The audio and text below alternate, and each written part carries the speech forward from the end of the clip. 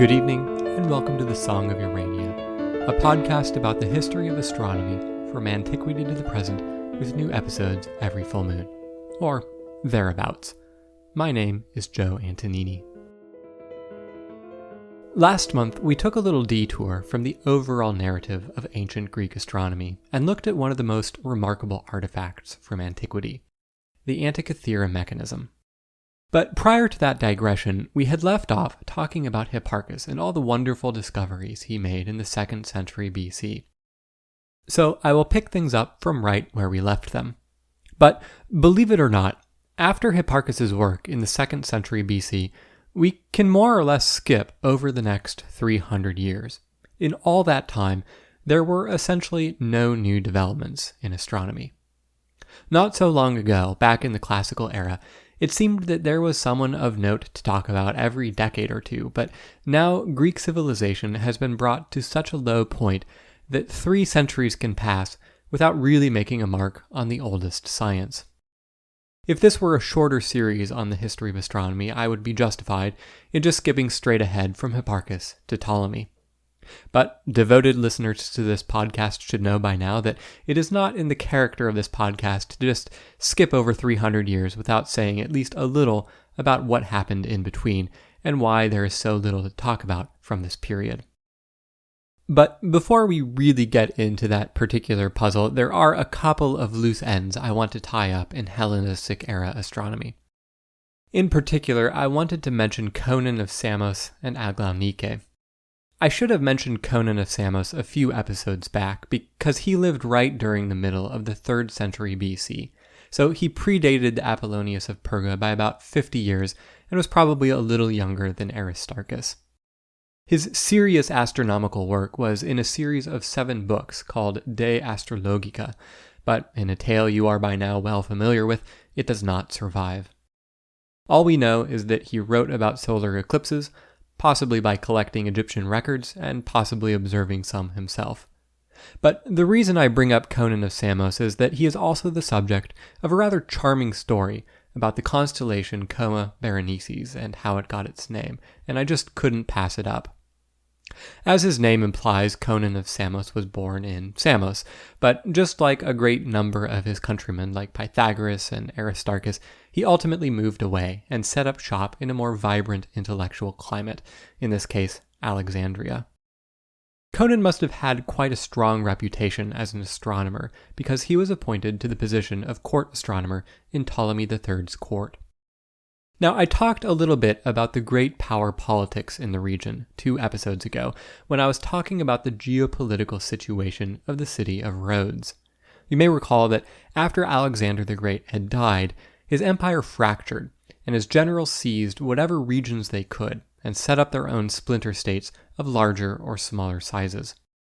Around the eastern Mediterranean, there were 3 main players: the Ptolemaic dynasty in Egypt, the Seleucid Empire in the east, and the Antigonid dynasty in Macedonia.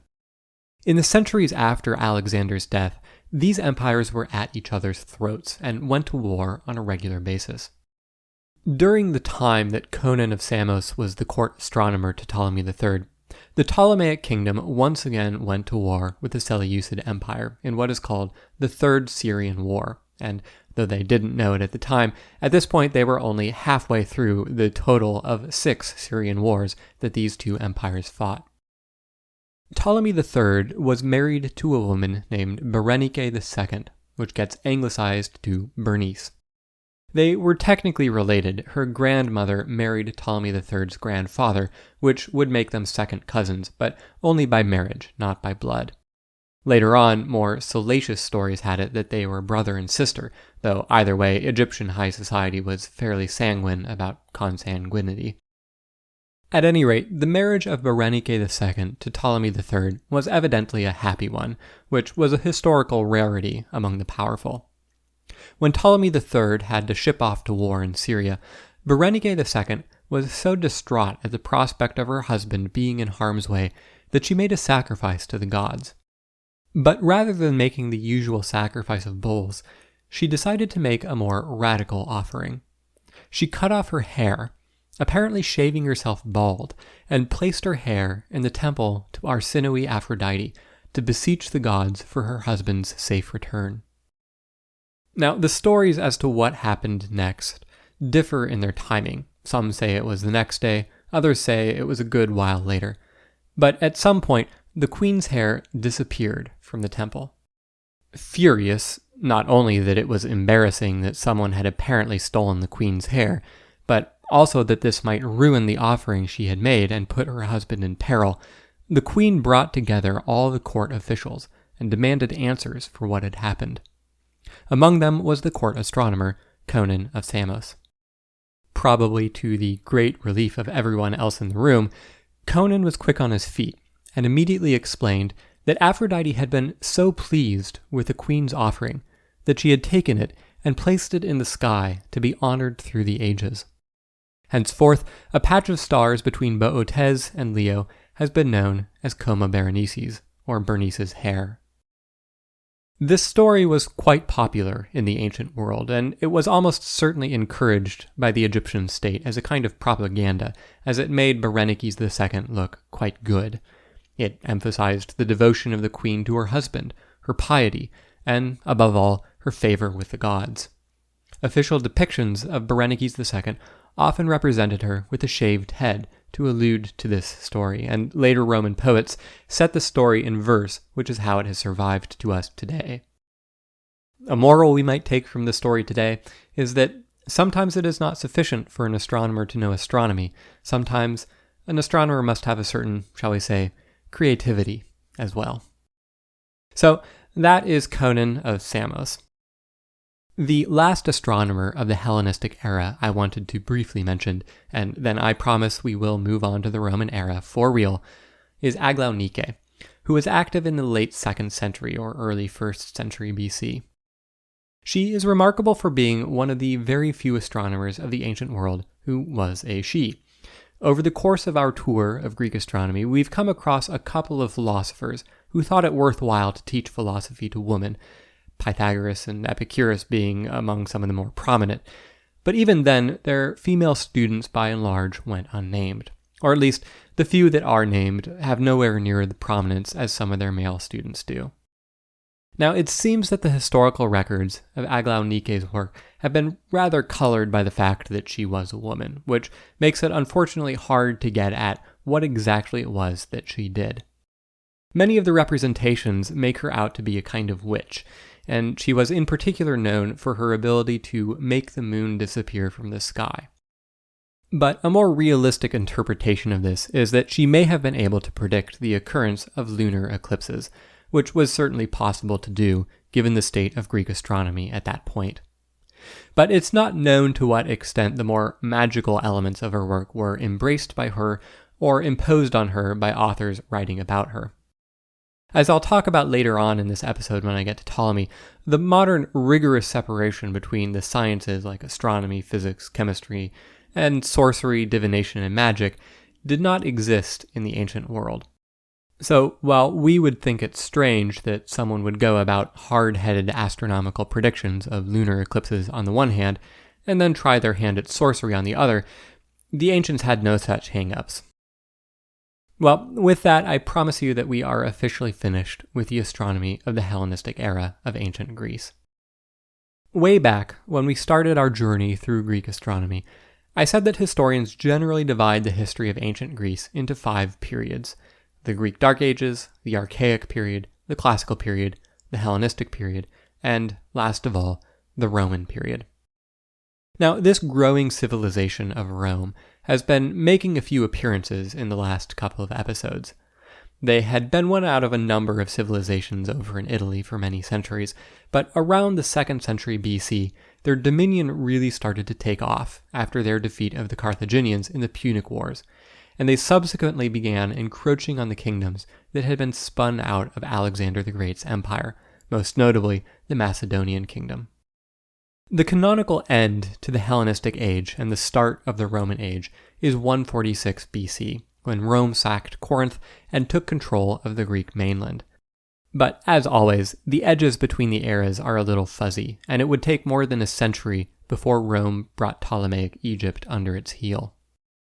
The main feature of Greek astronomy during the Roman era is really just the lack of it.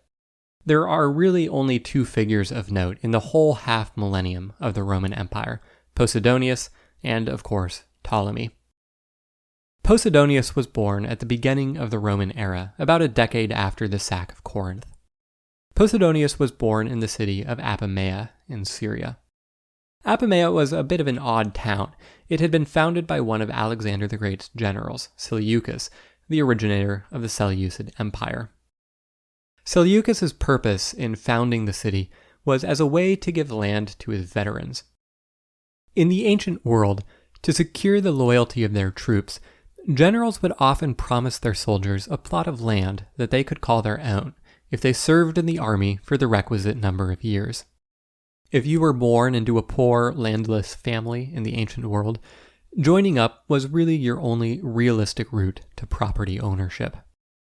This strategy later ended up proving to be a major systematic problem for Rome because it needed to acquire vast amounts of land to provide to its vast armies. This then required it to conquer vast territories, which meant that it needed to raise ever larger armies whose troops would, in turn, require even more land. Well, that was centuries to come, and at the moment, Seleucus did not have quite as serious a problem as Rome did.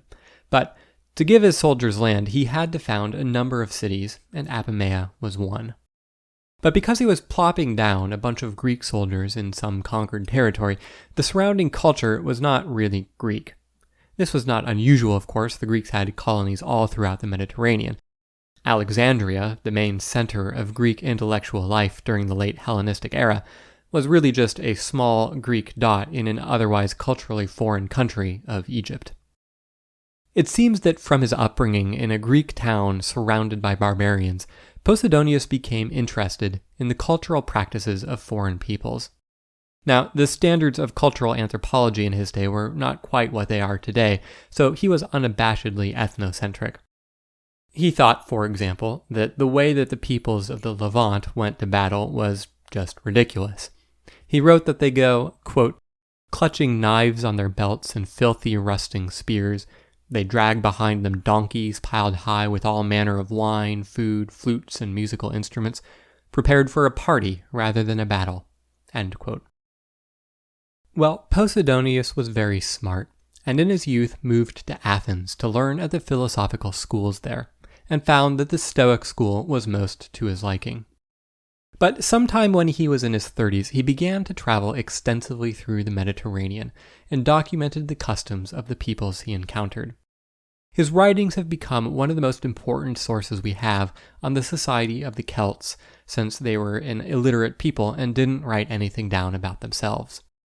And of course, if you can't write anything down about yourself and have to rely on foreigners to describe your society, the descriptions that get handed down through history can end up full of exaggerations.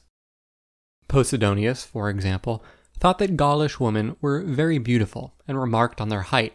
The average Gaulish woman was as tall as the average Greek man. But he felt that the beauty of the Gaulish woman was wasted on the Gaulish men, since he wrote, quote, the Gaulish men prefer to have sex with each other. They often sleep on top of animal skins, surrounded by other males, and roll around together on the ground. The young men are unconcerned about proper behavior and will offer their bodies to anyone, and they are highly offended when anyone turns them down. End quote. There is perhaps a story there that Posidonius isn't telling us. Well, Posidonius also remarked on the Celtic practice of headhunting, and how everywhere you looked in a Celtic settlement, there seemed to be the severed heads of their enemies on display. He writes, quote, the Gauls cut off the heads of the enemies they kill in battle, and hang them around their horses' necks. Then, singing a song of victory, they take the bloody weapons from their fallen foes, and give them to their servants to carry home. The weapons they hang on their walls like hunting trophies, but the heads they preserve in cedar oil, storing them away carefully in chests. End quote. Now, it's easy to read this as being your typical Greek exaggeration about the barbarities of the barbarians, but modern archaeology seems to suggest that Posidonius may have downplayed the extent of it, if anything. We now know from excavations that Celtic temples have the skeletal remains of severed heads and put the heads on display in prominent places. Some have altars made of the bones of thousands of enemy warriors. One of these temples had a structure that supported upright the decapitated bodies of 80 slain warriors, all positioned, holding their shields and swords as if ready for battle. The missing heads were undoubtedly displayed somewhere else. The historian Philip Freeman points out the contrasting attitudes of the Greeks and the Celts in their treatment of the dead. To the Greeks, burial of the dead was an absolute necessity. Only a barbarian, literally or figuratively, would let a dead body remain unburied. You may recall back in episode 16 when I was talking about Archytas that there was a poem that describes a sailor coming upon the dead body of the philosopher after a shipwreck and pouring some sand on him so that his soul would not be condemned to wander the earth for 100 years. In Sophocles' play Antigone, the entire plot revolves around the king of Thebes, Creon, refusing to permit the burial of his enemy, Polynices, and how this brings about a conflict between Antigone's duty to the gods and her duty to the state. But the Celts had a different attitude toward the dead. Gruesome though it would have seemed to the Greeks, to display a slain warrior's head in a prominent location was the highest honor you could give to him. Cowards were left to rot in the battlefield, but the heads of the bravest warriors were kept close in the hopes that he who possessed it could be imbued with some of the spirit of a great warrior. Well, living among the head-hunting and warlike Celts was clearly not Posidonius' favorite part of his grand tour of Europe. Perhaps the thing that most excited him to see was the Atlantic Ocean. He had heard rumors about this strange body of water and wanted to investigate its properties for himself. In particular, he wanted to see if it was true what was said about how it exhibited tides. Tides are present in the Mediterranean Sea, but really only barely. The difference between high tide and low tide in the eastern Mediterranean is only around an inch or so. But on the shore of a real ocean, the difference between high tide and low tide is several feet.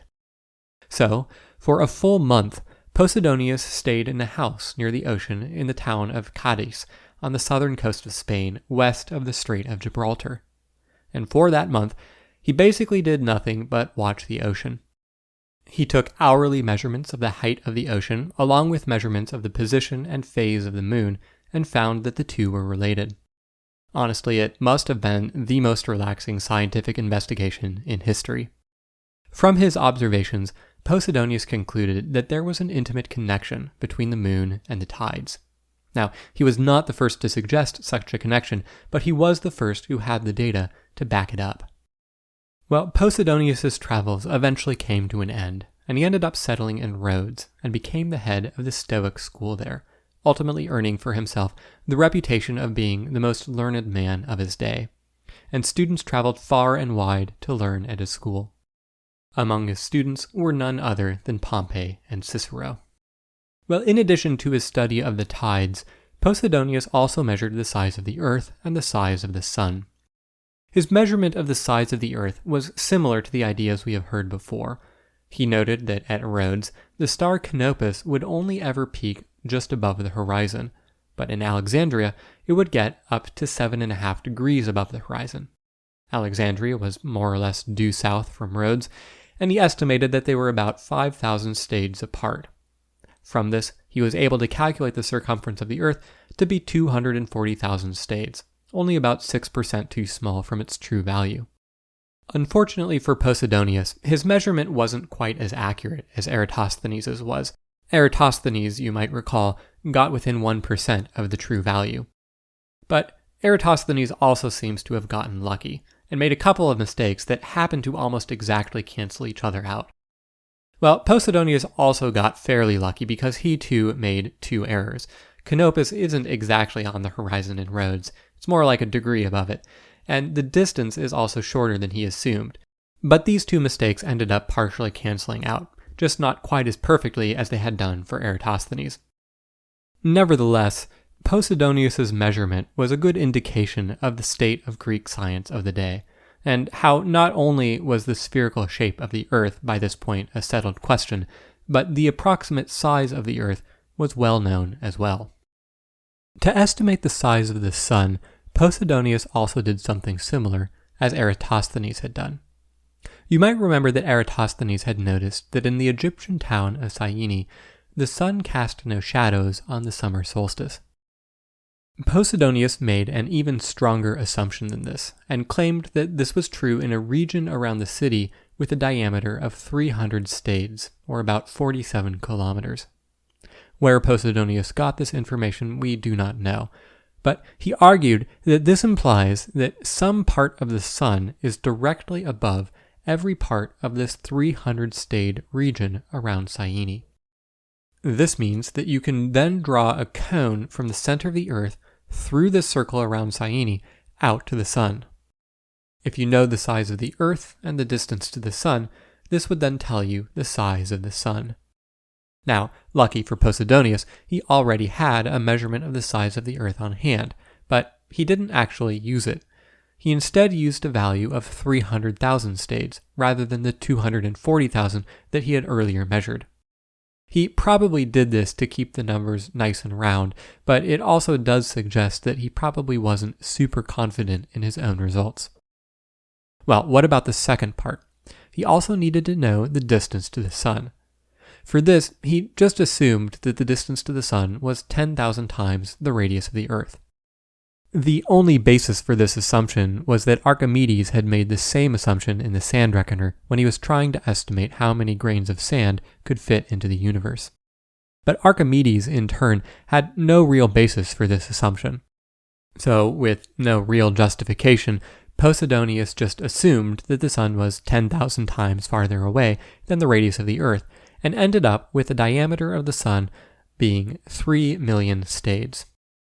Well, Posidonius ended up getting closer to the true diameter of the Sun than he had any right to be, given that he essentially made up one of the numbers in his measurement, and the technique as a whole is fairly dubious.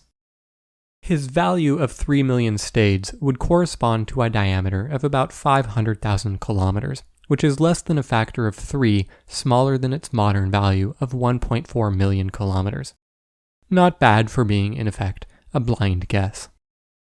Well, this is mostly the extent of Posidonius' astronomy, at least his contributions to astronomy that aren't really embarrassing.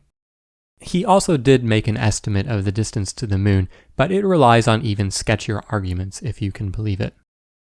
There is much more that could be said of Posidonius, the philosopher. He was one of the greatest intellects of his day and made contributions to a huge number of different fields: mathematics, history, ethics, geology, really all of the branches of knowledge of the time.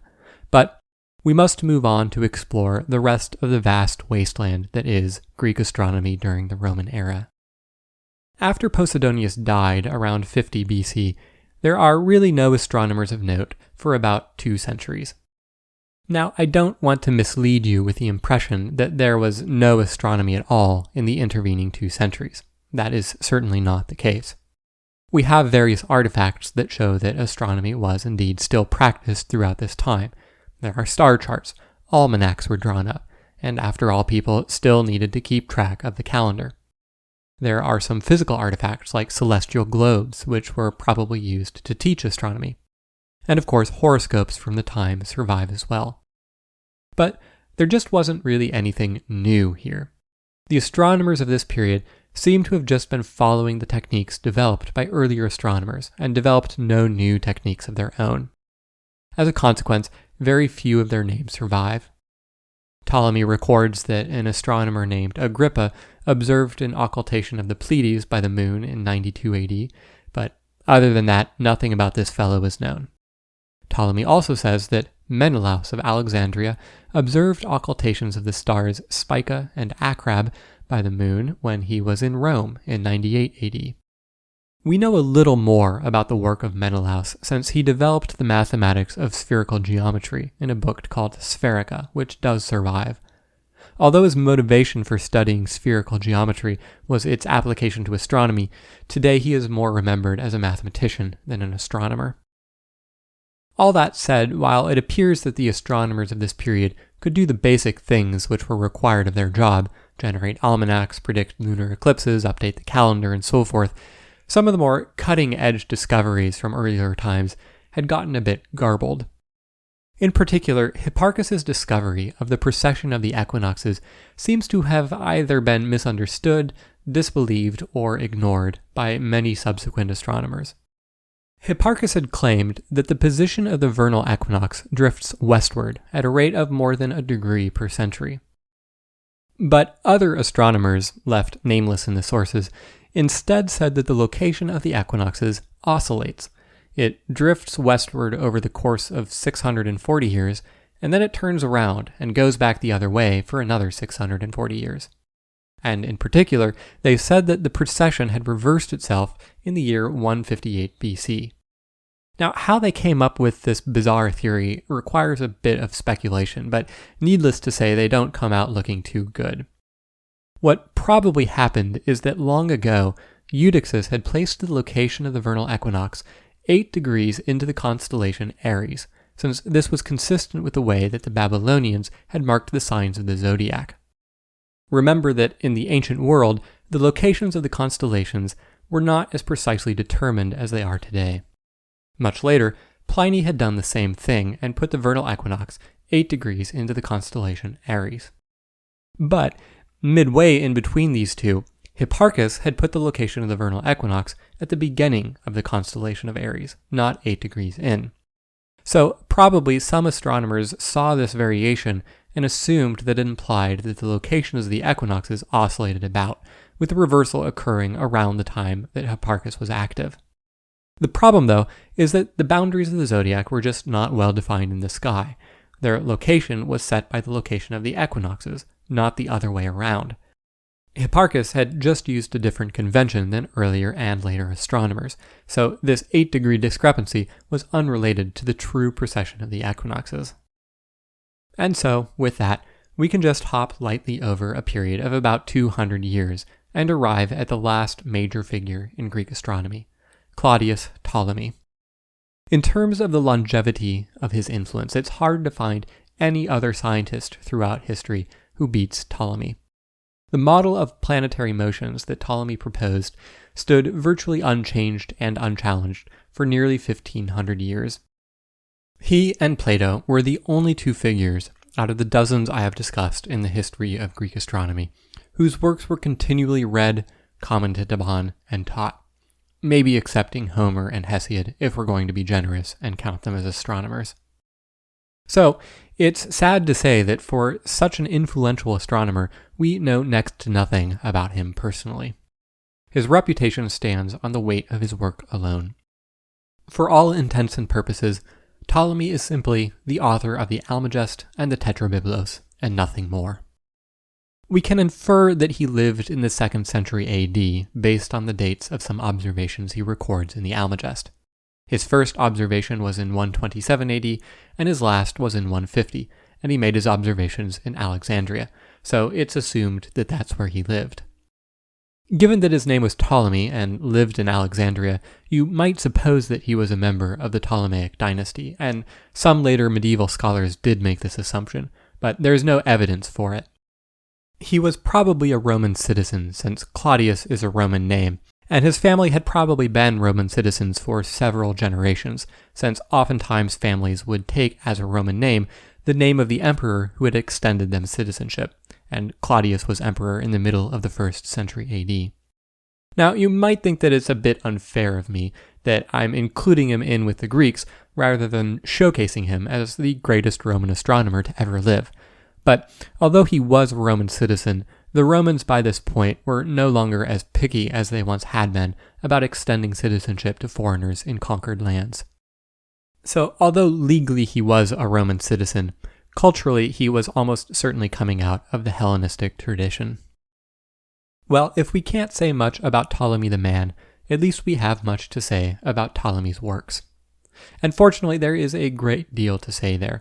Ptolemy has the excellent fortune of having had almost all of his works survive in complete form.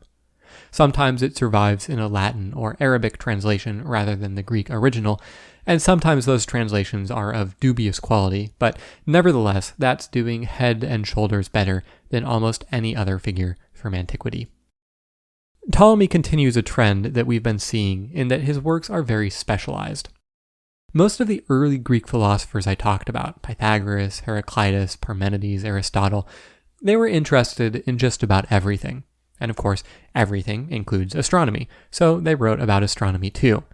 But as we start to get into the Hellenistic era, generally speaking, astronomers became more specialized. Astronomers like Apollonius or Aristarchus would write about sister subjects like mathematics or geography, but they generally weren't writing so much about, say, ethics or epistemology. Now, after saying all this, I have to caveat it that it's a generalization, and there were, of course, exceptions. Thales, the first Greek astronomer I talked about, is really only known for his astronomy. And I just spent the first half of this episode telling you about Posidonius, who was interested in just about everything under the sun, along with the sun itself, for good measure. But Ptolemy's works are very much in line with the kinds of works one would expect from an astronomer working towards the end of antiquity.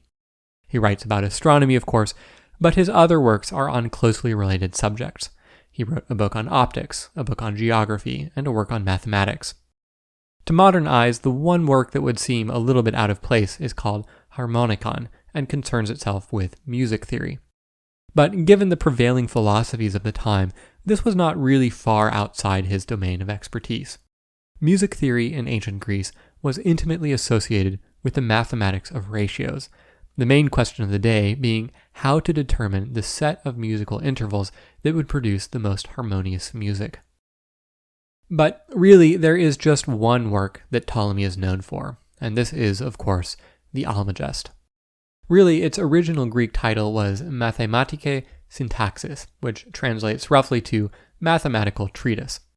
This was a bit of a banal title, which later astronomers felt was ill-suited to a work of its scope and influence, so it came to be known as the Great Treatise, since it represented the culmination of the whole of Greek astronomy. During the Islamic Golden Age, the work was translated into Arabic, and the informal title, the Great Treatise, also made its way into the Arabic title, Al-Majisti, which drops the rather self-evident treatise part and left us with the superlative title, the Greatest. Once the work made its way back into the West, it retained a Latinized version of this Arabic title, going from Al-Majisti to the Almagest. Though, to be a bit pedantic, calling it the Almagest is a bit redundant, like saying an ATM machine, since the article al in Arabic means the. So saying the Almagest really would translate to the greatest. That said, it's not the most redundant title out there. That honor would have to go to the Battle of the Al Alamein, which would literally translate to the Battle of the Amine. Anyway, before we get into the meat of the text, I would be remiss if I didn't relate the motto that Ptolemy begins his work with, because it is really quite charming. Quote, "In studying the convoluted orbits of the stars, my feet do not touch the earth, and, seated at the table of Zeus himself, I am nurtured with celestial ambrosia." End quote. Well, the book begins by laying out some basic assumptions or axioms that will be the foundation for the planetary theory that makes up the bulk of the work. These assumptions should be familiar to us by now. He assumes that the heavens are a sphere centered upon the earth. This is clear because if the heavens were centered somewhere other than the earth, the stars would not trace circles in the sky as we observe them to. Furthermore, the earth is a sphere which does not rotate. Now, he does consider the possibility that the earth might rotate and actually acknowledges that this would make for a far simpler model. But he decides that it cannot be so, basically on Aristotelian grounds. Earth is, after all, the heaviest element, and if the earth were rotating, the heaviest element would be moving faster than the air or ether, which is far lighter. Moreover, the exceedingly rapid motion of the earth would cause great winds, and because the earth would be rotating so quickly from west to east, we should never observe anything in the sky like birds or clouds move in the direction of east. We see birds fly east or west with equal probability, however. How can this happen if the earth is moving so rapidly in one direction as this hypothesis suggests? So Ptolemy discards that hypothesis and concludes that, more complicated a hypothesis or not, the earth just does not rotate. Now, the Almagest was quite comprehensive in its scope. but it was most influential for its theory of planetary orbits. So let's start there.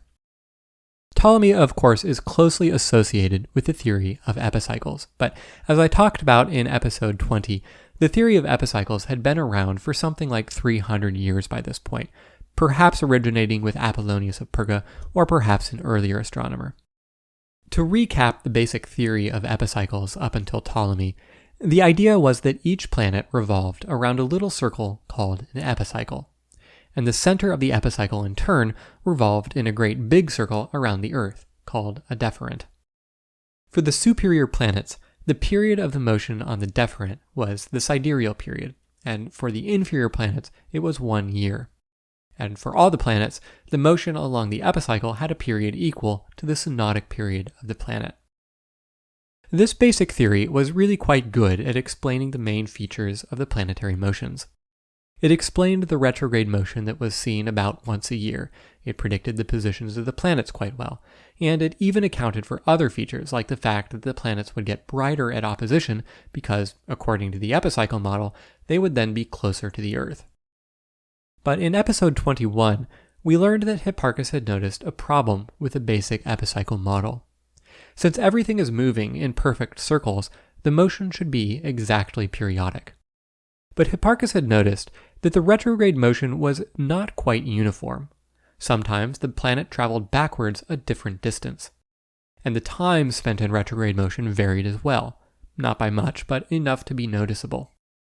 Sadly, Hipparchus lacked the data to really do anything more than just notice that there was a problem, but Ptolemy, working 300 years later, had more data to draw upon. To model these variations in retrograde motion, Ptolemy introduced a new concept to the epicycle model called the equant. In the original model, the center of the epicycle moved uniformly around the deferent, which was a perfect circle centered on the Earth. Ptolemy offset this circle from the Earth a little bit. But that wasn't all. Ptolemy then placed a point on the opposite side from the center of the deferent as the Earth. This point he called the equant. Ptolemy then threw out the basic assumption that had been a part of Greek astronomy since the time of Plato, that orbits consist of uniform circular motions. Instead, he said that the planet appeared to move uniformly when viewed at the location of the equant, rather than at the center of the deferent. In other words, the angular velocity of the planet would be constant relative to the equant, but would vary relative to the center of its orbit. The consequence of this is that each planet's orbit gained a kind of eccentricity literally meaning out from the center. This is not exactly the same eccentricity as an ellipse has, but the offset circle produced a behavior that was very similar. Due to this offset and the variable angular velocity, a planet's motion would not be constant over time. Sometimes it would be faster and sometimes slower. Moreover, because sometimes the epicycle would be closer to the Earth, it would appear larger, and the planet would travel a larger distance in retrograde motion. But other times, the epicycle would be on the other side of the equant, and so it would appear smaller, producing less retrograde motion. So this, in its bare bones, is the theory of epicycles, deferents, and equants, which Ptolemy created and stood more or less unchallenged for some 1400 years. Ptolemy's theory has a reputation for being fearsomely complicated, but really the mechanics of it are quite straightforward, even if they are admittedly a little weird. You have a planet moving in a little circle, and that little circle moves in a big circle somewhat offset from the Earth. But it doesn't move uniformly about that circle, it instead moves in such a way that its angular motion is uniform with respect to a point on the opposite side from the center of the deferent from the Earth. And that's all there is to it. So, what are we to make of this theory? Well, there are two ways we can approach it. First, I think it would be worthwhile to see how it fits in with our modern understanding of the orbits of the planets. Now, of course, since the time of Kepler, our understanding of planetary motions is that the planets move in elliptical orbits where one focus is centered on the Sun. But the motion along the ellipse is not uniform. According to Kepler's second law, the planets sweep out equal areas in equal times. So, When they're closer to the sun, they move faster, and when they're farther away, they move more slowly. So with that in mind, the purpose of the epicycle is quite clear. In Ptolemy's theory, all the planets revolved about the Earth, but in reality, they revolve about the sun, as does the Earth. The epicycle, then, is nothing more than the orbital motion of the Earth superimposed upon the planets. The relationship between the epicycle and the Earth's orbit was unfortunately obscured by the way that Greek astronomers measured the periods of the motions about the epicycle. For them, they measured the period from the time that the planet was closest to the Earth on the epicycle to the next time that it was closest to the Earth on the epicycle. But because the epicycle was moving around the deferent as this was happening, and all the planets moved at different speeds around their deferents, they all had different periods. But if instead you were to measure the motion about the epicycle relative to the background stars, you would find that it is exactly 1 year for all the planets. So the epicycle essentially served to transform a heliocentric system into a geocentric system. Okay, so what about Ptolemy's main innovation, the equant? What is that doing? In the original theory, all the motions were perfectly circular. But today we know that the orbits of the planets are not circular, they are elliptical. Now, it turns out that the orbits aren't very elliptical. If I drew the orbit of Mars, which has a fairly high eccentricity, you'd have a hard time telling it apart from a circle. But the fact that the orbits are not quite circular manifests itself in two ways.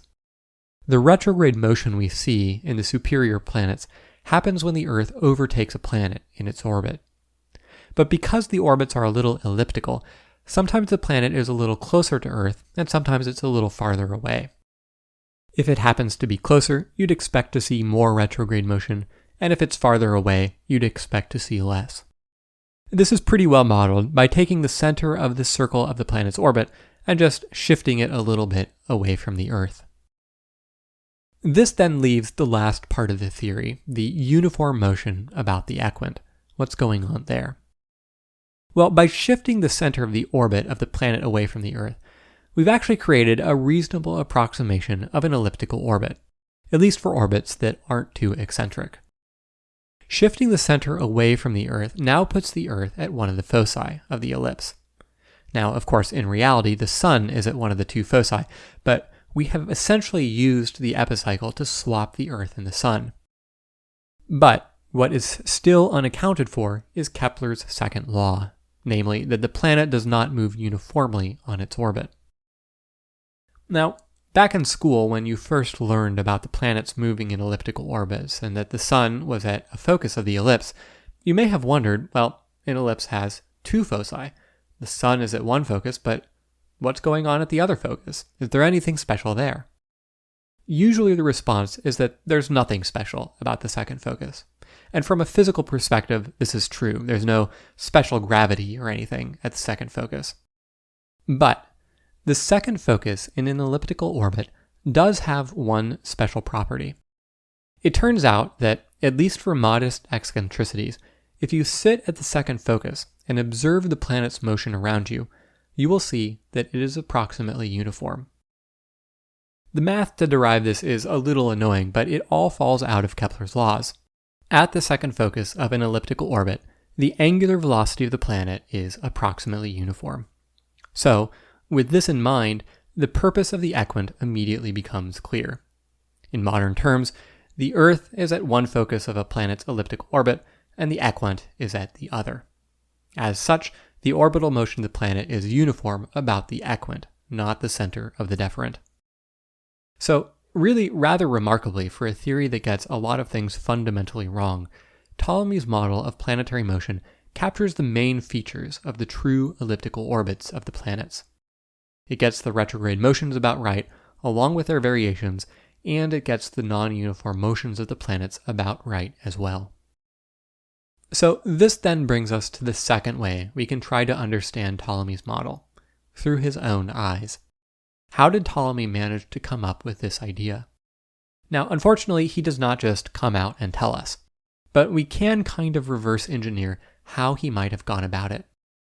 The biggest problem he had to solve was the variable retrograde motion, and that problem had a fairly straightforward solution. shift the center of the planet's orbit away from the Earth, and boom, problem solved. Sometimes the planet is close and there's more retrograde motion, and other times it's farther away and there's less. But how did he come up with the idea of the equant? What probably happened is that he had also known that the planet's overall motion, independent of its retrograde motions, was not uniform.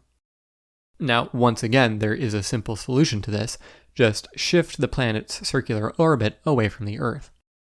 This would make it appear to move non-uniformly when viewed from the Earth. But then when he went to actually calculate the magnitude of these offsets, he would have found that they didn't match. In fact, the offset needed to explain the non-uniformity of the planet's motion would have been twice the offset needed to explain the variation in the size of the retrograde motions. Having been presented with these two conflicting offsets, he may have just smooshed them together. The physical center of the planet's orbit was the smaller offset and explained the variation in the size of the retrograde motion, but then he imposed a uniform motion about the second offset to explain the non-uniformity in the epicycle's progress across the sky relative to the Earth. Since the planet only needed to be physically closer for one of these offsets, this hack basically held together, even if it did more or less abandon the centuries-old principle that the planetary motions had to be explained using uniform circular motions. Now, at this point, I think it's worth noting that I don't think that there's much evidence that there was something sacred about this particular requirement that the planets move in uniform circular motions, if we can even call it a requirement. It started all the way back with Plato, who of course had his own philosophical justification for preferring such models. But centuries later, by the time we get to Ptolemy, and even in the earlier time of Apollonius or Hipparchus, it's not really clear that they were philosophically wedded to this idea. More probably, the reason that uniform circular motions dominated Greek planetary models is that uniform circular motions are really, really easy to work with. Modern mathematical concepts that we take for granted, like algebraic geometry and trigonometry, were not well developed in ancient Greece. When you read the original texts, these astronomers had to spend pages and pages in intricate geometrical arguments to prove propositions that we could do in a handful of lines of trigonometry today. And in many cases, ancient Greek astronomers couldn't even get exact results, but could only calculate approximations. But circles were something they could easily work with, so it's no surprise that circles formed the foundation of their planetary models. Now, one detail that I've elided is that Ptolemy found that he did need to make an extra tweak to get things to work for Mercury. The inferior planets are a bit trickier to model in a geocentric model because the epicycle now has to be quite large, since the planet is now on the inside of the Earth's orbit. To model Mercury's differing amounts of greatest eastern and western elongations, he had to put the center of the deferent on its own little orbit that had a period that was 1/2 the period of the epicycle around the deferent. This had the effect of turning Mercury's orbit into an oval shape, which more closely approximated its true elliptical shape. Even still, the model didn't do a great job with Mercury, which is a tricky planet to model anyway. Really, its motion wasn't well explained until the 20th century with the development of the general theory of relativity. But fortunately for Ptolemy, it's also a tricky planet to observe. It only appears low on the horizon right after sunset or before sunrise, so the errors in the model would have been hard to detect. Well, there's one other component to Ptolemy's planetary theory. So far, I have only been talking about the ecliptic longitudes of the planets, which, to be fair, is the most prominent component of the planetary motions. The positions of the planets are confined to the zodiac, but in addition to moving through all the longitudes through the zodiac, they do also move north and south of the ecliptic a little bit as well. This latitudinal motion was essentially ignored by Apollonius and Hipparchus, but Ptolemy does consider it. What he does is he orients the deferent of each planet at some angle relative to the ecliptic. Now, this works pretty well, but the epicycle cannot be oriented at this angle. It is exactly parallel to the ecliptic. This makes perfect sense in the modern context. The epicycle is just the orbit of the Earth, so it has to be exactly on the ecliptic. But things couldn't be quite so simple for Ptolemy. For whatever reason, he found it more natural for the epicycle to be inclined at the same angle as the deferent, but then adds an additional little epicycle oriented perpendicular to the ecliptic, which, in effect, keeps the planet's motion along the epicycle parallel to the ecliptic. For what it's worth, Ptolemy himself recognized that this was not the most elegant theory. He writes, quote, "Let nobody, looking at the imperfection of our human contrivances, regard the hypotheses here proposed as too artificial. We must not compare human beings with things divine." And he goes on to say, quote, "The simplicity itself of celestial processes should not be judged according to what is held simple among men." End quote. Ptolemy also discussed in some detail a theory of the sun's orbital motion, but there's not much to say on the subject because, perhaps surprisingly, Ptolemy didn't really make any modifications to Hipparchus's models of the sun's motion. He discusses the phenomenon of precession, but seems to have made it into a nice round number, 1 degree per century, which was way too small. Strangely, if you back out what the precession should have been from his star catalog, you actually get a number that is much closer to the truth, 1 degree per 78 years, but for whatever reason, Ptolemy did not use that value even though he could have. He also just continued to use Hipparchus's measurement of the location of perihelion, the point in the Earth's orbit where it's closest to the sun, and where the sun moves fastest on the sky. This location gradually changes over time, so over the 3 centuries between Ptolemy and Hipparchus, his assumption about where perihelion was came to be more than 5 degrees off. Taken all together, all these inaccuracies meant that Ptolemy's solar calculations were not very good. He could be off by as much as 1.5 degrees, which is really quite a lot, and could have been measured by him fairly easily. It's hard to say why his solar theory is so much worse than his planetary model and lunar theory. It's possible that he just had less interest in precision measurements of the sun's position, or that he lacked the equipment to do them. Well, the last celestial body to model is the moon, and unlike with the sun, Ptolemy made some real advances here. As with everything else, he started with Hipparchus's epicycle model as his foundation. But he noticed that Hipparchus's epicycle model of the moon was not always quite accurate. The position of the moon would line up with the prediction at new moon and full moon, but it could be off during first and third quarters. But even then, it wasn't always off, just sometimes. But when it was, the moon could be more than 2.5 degrees away from where it was supposed to be, according to Hipparchus. Today, this phenomenon is called evection, and it's understood to be due to oscillations in the moon's orbital parameters due to the gravitational torque imposed by the sun. To model it, Ptolemy adopted a similar strategy that he used for the planets. He shifted the center of the moon's orbit away from the sun, and similar to the orbit of Mercury, he then made the offset center revolve around the Earth twice a month. This imposed a sort of oval shape on the moon's orbit, such that its position was identical to the original model at new and full moon, but had an offset during first and third quarters. Now, as a model of the moon's position, Ptolemy's theory was remarkably successful. It incorporated what have turned out to be fairly subtle orbital phenomena, but as a physical model, it was really quite garbage. The offset that Ptolemy had to shift the moon's orbit by was so large that the moon's distance to the Earth would have varied by a factor of 2. So, from first quarter to full moon, you would see the moon shrink to half its size and then grow back to that size from full moon to third quarter. This clearly doesn't happen, and Ptolemy must have known it. Given the various bells and whistles in Ptolemy's models, it seems pretty clear that he did not exactly regard his models as being perfect physical models of the heavens. Rather, he seems to have been satisfied just with being able to predict the positions of the planets on the sky.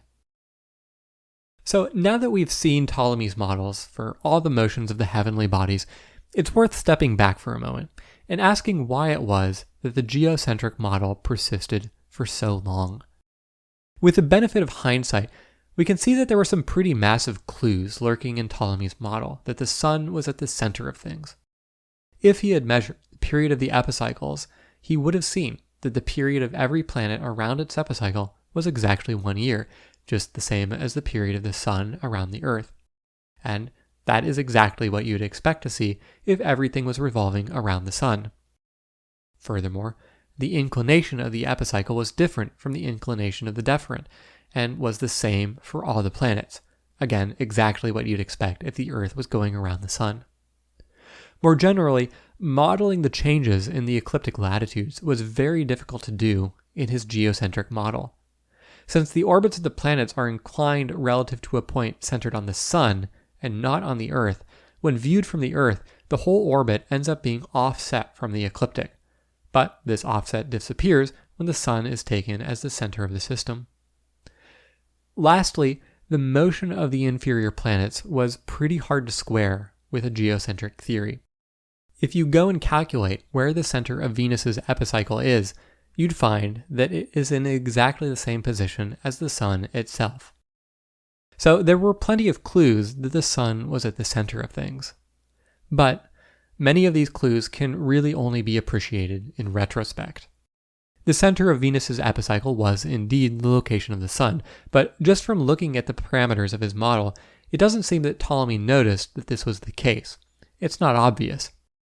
And in order to discover that the offset of the orbits from the zodiac could be eliminated if the planets were centered on the sun, Ptolemy would have had to try to do that calculation, and he didn't really have any reason to try it in the first place. More broadly, today we may look at this model and see the influence of the sun cropping up in the motions of all the planets, and thereby conclude that it would be simpler if the sun were at the center of things, but this isn't always true. The influence of the sun also shows up in the moon's orbit in Ptolemy's model, but we can't conclude from that the moon revolves around the sun. So, although there are a lot of clues pointing you towards a heliocentric model, it's understandable that Ptolemy might not have noticed them. What is maybe less understandable is that no one noticed that things could be simplified in a heliocentric system for another 1400 years. But that probably has more to do with broader social factors than anything else. Ptolemy's work was very, very hard to understand, and from late antiquity through the Middle Ages, there just weren't a lot of people who were intimately familiar with it and could propose fundamentally new approaches to doing things. But I will have to save a more complete discussion of that subject for when we get to the astronomy of the Middle Ages. Well, although the bulk of the Almagest is concerned with these various models of planetary or lunar motion, in the middle of the treatise, Ptolemy also includes a fairly extensive stellar catalog. It's generally believed that the bulk of Ptolemy's star catalog was essentially copied from Hipparchus's original catalog 300 years earlier. The main reason for this supposition is that Ptolemy definitely knew about precession, as he talks about it in his work, but around 800 stars in his catalog have the wrong position. They're about 1 degree off from where they should be. It seems that what had happened is that Ptolemy took Hipparchus's measurements and then applied a correction for precession. But he assumed that the rate of precession was 1 degree per century, when in fact it is more like 1 degree every 72 years. Over the course of 300 years, he ended up about a degree off. Scholars have also noticed that the positions of most of the stars in the catalog are given in intervals of 1/6 of a degree, but some of them are given at 1/4 of a degree. This seems to indicate that separate instruments were used for those different stars. Well, in addition to the positions of the stars in his catalog, Ptolemy also singles 6 stars out and gives them a color. In Greek, he calls this color hypokyrros, which literally translates to yellowish. There's an interesting strand of scholarship that puzzles over the bizarre ways in which the ancient Greeks described colors. In the 19th century, a popular theory was that the ancient Greeks were colorblind. The most famous example is probably from Homer, who consistently describes the color of the sea as wine dark, even though today we would call the sea blue, or maybe greenish blue, but certainly not the color of a red wine. And Homer also describes the sky as bronze, which seems even more implausible. Well, in the case of Ptolemy, the 6 stars he gives a yellowish color to are Aldebaran, Betelgeuse, Arcturus, Antares, Pollux, and Sirius. Today, we would describe the first 5 of these as red, not yellow, and in fact, they are literally called today red giants. Sirius, however, is the odd man out in this list. It's the brightest star in the night sky, and it is very distinctly blue. So it's a little hard to explain why Ptolemy describes it as yellowish and puts it in the same category as an extremely red star like Antares, which is so red that its name literally means rival of Mars. To confuse matters even further, Ptolemy isn't the only one to do this. Many ancient sources describe Sirius as being red, yellow, or copper-colored. Up through the 19th century, some astronomers hypothesized that the color of the star had actually changed since ancient times. In antiquity, perhaps it really was yellow or red, and then at some point changed to blue. Now, our understanding of modern astrophysics tells us that stars generally do in fact change their color over the course of their lifetime, but a change in the color of Sirius in particular in a time span of just 2,000 years is far too rapid and is definitively ruled out by modern stellar theory. And for what it's worth, Sirius wasn't universally described as yellow or reddish.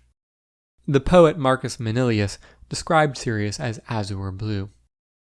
And in the ancient world, the colors assigned to stars weren't necessarily a literal physical color as we would use it today, but were oftentimes representative of an astrological character. So certain stars were sometimes described as even being black, even though that would be physically impossible if for no other reason than the star just couldn't be observed.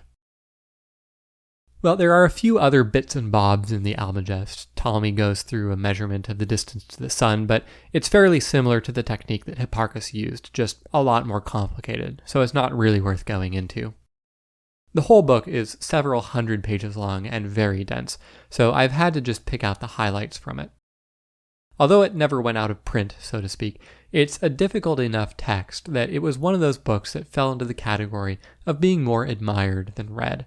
Everyone had heard of it, but it was only deeply understood by a very few.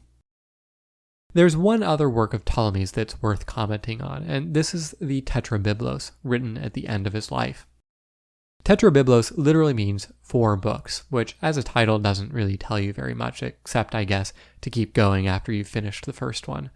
But to be fair, after writing a book that literally ended up with the title The Greatest, anything after that was going to be a bit of a letdown. The Tetrabiblos is the companion text to the Almagest. The Almagest was a complete treatise of known astronomy at the time, and the Tetrabiblos was a complete treatise of the known astrology of the time. At this point, I think it's worth pausing and getting up to speed a little bit on the state of astrology in late antiquity. Back in the early episodes, I spent a fair amount of time talking about Babylonian astrology. Their approach to astrology was rather different than how we think of astrology today. To the Babylonians, the gods would place signs in the sky which the wise could read to understand what was happening in the world. The gods, of course, were only concerned with the grandest of human affairs.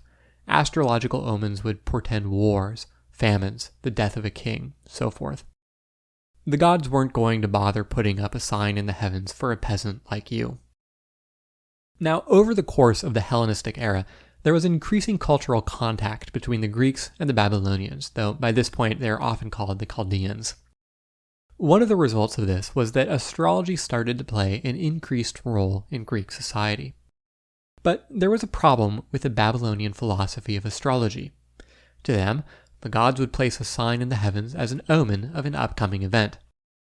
These signs were usually lunar or solar eclipses, a planet going retrograde in a particular constellation, or a planetary conjunction. But by this point, Greek astronomers had more or less figured all these things out. They had models of lunar and solar eclipses and models of planetary motions.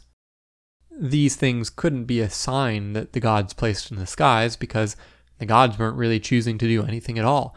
The planets obeyed regular laws that astronomers now knew about. So the interpretation of astrology shifted. Rather than events in the heavens being a sign from the gods, the heavens themselves came to have a causal impact on life here on Earth. And this interpretation had a democratizing consequence because the heavens hang above us all equally. The Babylonian gods could only be bothered to put up signs for the rich and famous, but if a planet's position in the sky was having some causal influence on us here on Earth, it would have that influence on all of us just the same, prince or pauper. So as astrology permeated into Greek culture, it began to develop a more individualistic flavor. Ptolemy's Tetrabiblos reflects both these approaches to astrology. His first book is in essence a defense of the practice of astrology and an exposition of the basic principles that motivate it. One of the principal criticisms of astrology today is that astrologers have a pretty poor track record of actually predicting anything. But this argument isn't actually very modern. Ancient astronomers also had a pretty poor track record of predicting anything, and their failures to predict anything didn't go unnoticed. Ptolemy nevertheless defends the practice essentially by saying that life is messy and complicated. The heavens can provide a subtle influence, but this can be overwhelmed by random, unrelated circumstances.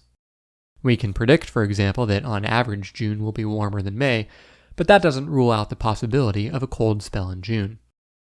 Similarly, we should be able to predict certain general patterns on an individual's temperament based on the influence of the heavens at the time of their birth, but this doesn't rule out deviations from this pattern due to random events in their life. One of the main ways that Ptolemy's astrology worked, which persisted into the Middle Ages, at least in its general approach, was by collecting pairs of opposing attributes and assigning those attributes to the different planets. So, Mars is associated with the attribute of dryness, which leads to a destructive, evil influence, whereas Jupiter is associated with the attribute of moistness, which is conducive to growth. The second book of the Tetrabiblos is more in the line of the traditional Babylonian style of astrology and is called mundane astrology. Here, Ptolemy examines the influence of the heavens on entire groups of people. Some of this is more or less accurate. Ptolemy says that people who live at lower latitudes have darker skin and thick curly hair to protect them from the greater heat, and that those at higher latitudes have fairer skin and thinner hair.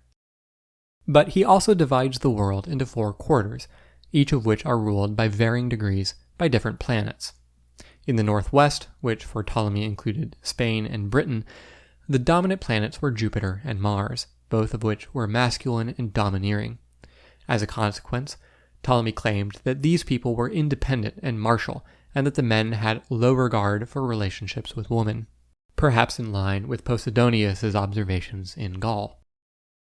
The third book gets into the more individualistic Greek style of astrology, and covers what you would think of when you imagine astrology today. Given the date, time, and location of an individual's birth, how do you construct a horoscope to predict qualities of the individual's personality, and what the nature of their life will be? Will they live a long time, have good fortune, and so forth? The last book has to do with what we would maybe call advanced topics. For example, how do you combine the horoscopes from 2 different individuals to see whether or not a man and woman will be a good match in marriage? At the end of the book, Ptolemy then describes how the influence of the planets changes over the course of one's life. According to Ptolemy, a person's life can be divided into 7 stages, each of which is associated with a particular planet, starting with the closest one, the Moon, and ending with the most distant, Saturn. So, at the beginning of one's life is the period of infancy, which is associated with the Moon.